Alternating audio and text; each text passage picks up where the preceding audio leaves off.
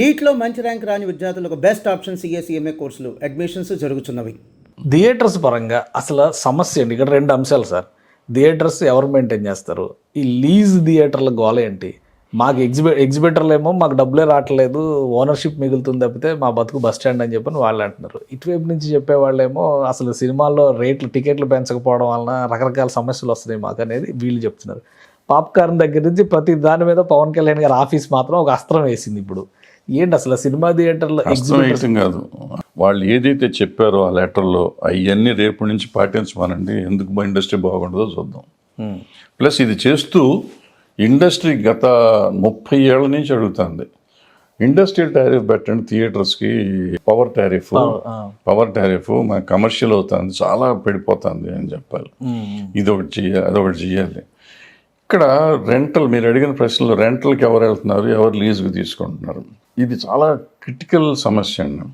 ఇప్పటి నుంచో ఉంది ఇది. థియేటర్ ఓనర్స్ ఉంది ఇంతకు చాలా హ్యాపీగా ఉండేవారు. లాస్ట్ 20-30 ఇయర్స్ నుంచి చాలా ఇబ్బందులు పాలవుతున్నారు. ఏమవుతుందంటే అడ్వాన్స్లు అడగటం మొదలెట్టారు. రేట్లు పెంచుకుంటూ పోతున్న కాడి నుంచి, కాస్ట్ ఆఫ్ ప్రొడక్షన్ పెరుగుతున్న కాడి నుంచి, నేను సినిమా ఎక్కువ పెట్టుకుంటా. ఇప్పుడు ఫర్ ఎగ్జాంపుల్ ఒక ఎక్స్ హీరో సినిమా ఇవాళ 10 కోట్లు కొన్నారు అనుకోండి, ఆ సినిమా ఎక్స్ట్రాడినరీ హిట్ అయ్యి 100 కోట్లు చేసింది ఆ జిల్లాలో. చేయగానే నెక్స్ట్ సినిమా తీసే డైరెక్టర్ అంతకుముందు అదే రెమ్యునరేషన్కి అదే హీరోతో తీస్తున్న ప్రొడ్యూసర్ కూడా 100 కోట్లు వచ్చింది కదా, నాకు 70 కోట్లు ఇవ్వమంటాడు. 70 కోట్లు ఇవ్వమంటే నాలంటాడు కంగారు పడిపోయి, ఏమో కొనుక్కోపోతే మనకి నిజంగా 100 కోట్లు వస్తే 30 మిగిలినట్టు కదా అని వెళ్ళిపోనేస్తాడు. వీడి దగ్గర 30 కోట్లు 70 కోట్లు ఎక్కడ ఉంటుంది, ఉండదు కదా, రూపాయి ఉండదు వీడి దగ్గర. వీడు ఈ 70 కోట్లకి 80 కోట్లు వసూలు చేయాలి, ఎగ్జిబిటర్ దగ్గర నుంచి డబ్బులు తీసుకోవాలి. ఎగ్జిబిటర్ దగ్గర ఎంత ఉంటుంది డబ్బు పాపం, ఆ థియేటర్ కట్టి ఏదో ఉంటుంది. అతను ఎక్కడో వడ్డీకి తీసుకొచ్చి వీళ్ళకి డబ్బులు ఇస్తాడు. ఏదో ఒక్కో థియేటర్ 1 కోటి 2 కోట్లు 3 కోట్లు తెచ్చిస్తూ ఉంటాడు. ఆ తెచ్చిన డబ్బులకి ఒక అదృష్టం బాగుండి డబ్బులు వస్తే 3 రోజులు 4 రోజుల్లో వచ్చేస్తే సంతోషం, రాకపోతే వీడికి అట్టడు, ప్రొడ్యూసర్ అక్కడ అడ్రస్ ఉండదు, డబ్బులు ఇవ్వడం. ఉన్నోళ్ళు కూడా ఇవ్వట్లేదు అనుకోండి, అది వేరే సంగతి. ఎగ్జిబిటర్ బలైపోతాడు, వడ్డీ కట్టాలి అతను జీవితం. సో ఇది భరించలేక ఆ ఎగ్జిబిటర్లు మెల్లిమెల్లిగా లీజ్కి ఇచ్చేయటం మొదలెట్టారు. తలకాయ థియేటర్ సినిమాలు కూడా రావట్లేదు. ఈ డిస్ట్రిబ్యూషన్ ఉన్న వాళ్ళు ఏం చేశారంటే డబ్బులు ఇస్తేనే సినిమా ఇస్తామని ఆపేశారు చాలా సినిమాలకి. ఇప్పటికేనండి ఒక 100 మంది ఎగ్జిబిటర్లు సఫర్ అవుతున్నారండి. ఈ ఉన్న డిస్ట్రిబ్యూటర్లు వాళ్ళకి ఎవరు డబ్బులు లేవని, డబ్బులు అడ్వాన్స్లు ఇవ్వట్లేదని ఎవరు, వాళ్ళ సినిమాలు నడవు, వాళ్ళు వేసుకుంటానికి ఏం ఉండదు, వాళ్ళు సఫర్ అవుతానే ఉన్నారు. ఇంకా ఇప్పటికి కూడా 100-200 మంది దాకా అటువంటి వాళ్ళు ఉంటారు.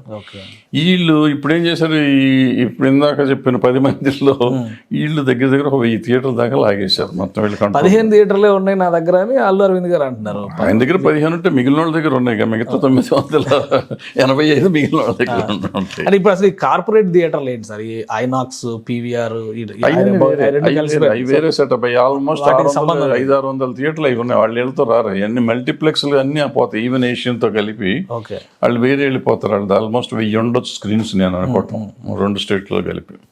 ఆ 1000 స్క్రీన్స్ ఇందులోకి రాదు. ఇప్పుడు ఇండివిజువల్ స్క్రీన్సే గొడవ. ఇండివిజువల్ స్క్రీన్స్కి వచ్చేటప్పటికి అందులో కూడా వీళ్ళు దగ్గర 200-300 వీళ్ళు సొంతంగా తీసేసుకుని డెవలప్ చేసుకుని, డెవలప్మెంట్ కింద తీసుకుని వీళ్ళ కంట్రోల్లో ఉన్నాయి. వాటికి వీళ్ళు అడ్వాన్స్లు ఇస్తున్నారు, ఏదో రన్ చేస్తున్నారు, దానికి రేట్లు పెంచుతారు, ఏదో వాళ్ళ కూడా వాళ్ళు పడుతున్నారు.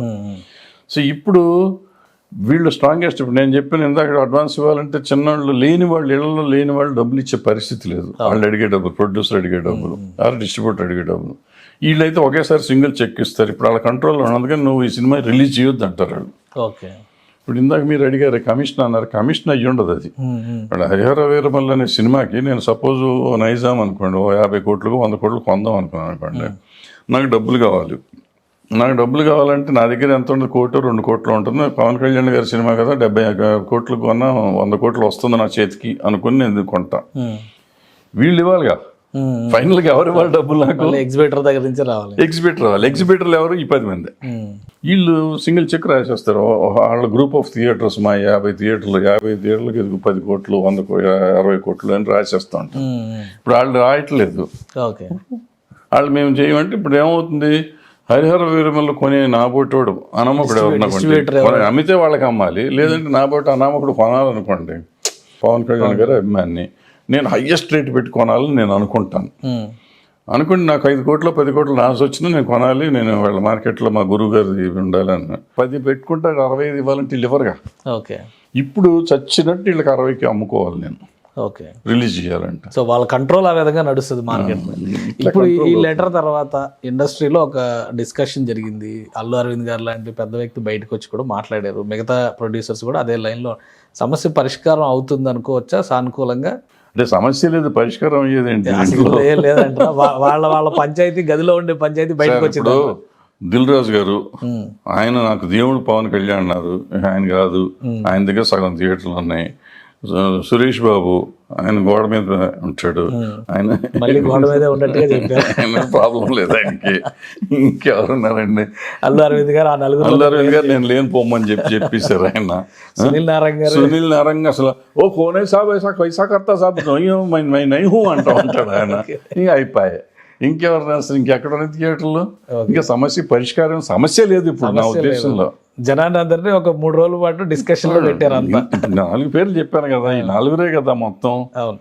మైత్రి మూవీస్ వాళ్ళు ఆల్మోస్ట్ వీళ్ళతో కాదు, వాళ్ళు ఇటు సైడే. ఈవెన్ నాగవంశీ, సితారా నాగవంశీ మా మీటింగ్లోనే చెప్పాడంట, నాకున్న థియేటర్ రిలీజ్ చేస్తానయ్యా, మిమ్మల్ని ఎవరు స్ట్రైక్ చేస్తే ఏంటి, చేయకపోతే ఏంటి అని చెప్పేశాడు ఆయన. ఇంకేంటండి ఇంక సమస్య ఎక్కడ ఉంది? ఇంకేం లేదు. ఇది అనవసరంగా మన డిప్యూటీ సీఎం గారి ఆఫీస్ నుంచి స్టేట్మెంట్ రావడం నాకు బాధాకరమైన విషయంగా ఉంది, నాకు మిగిలింది తప్ప. కానీ అంటే ఒకటి అంటే కాంట్రవర్సీగా వచ్చింది. ఇప్పుడు ఏంటంటే ఒక రకం మంచి జరిగింది ఏంటంటే వీళ్ళు కొంచెం ఒళ్ళు దగ్గర పెట్టుకుంటారు. ఇప్పుడు ఈ ఒళ్ళు దగ్గర పెట్టుకున్నది ఆయన చెప్పిన పని కానీ ఒక 4 థియేటర్లు చేశారనుకోండి, అప్పుడు గతంలో జగన్మోహన్ రెడ్డి గారు తిట్టంగానే అటువంటి పని వీళ్ళు కూడా చేశారనుకోండి, అంతా సెట్ రైట్ అయిపోతుంది. చిన్న సినిమాలకి మంచి రోజులు వస్తాయి. సుమన్ టీవీలో మీ పర్సనల్ అండ్ బిజినెస్ ప్రమోషన్స్ కోసం కింది నెంబర్కి కాంటాక్ట్ చేయండి.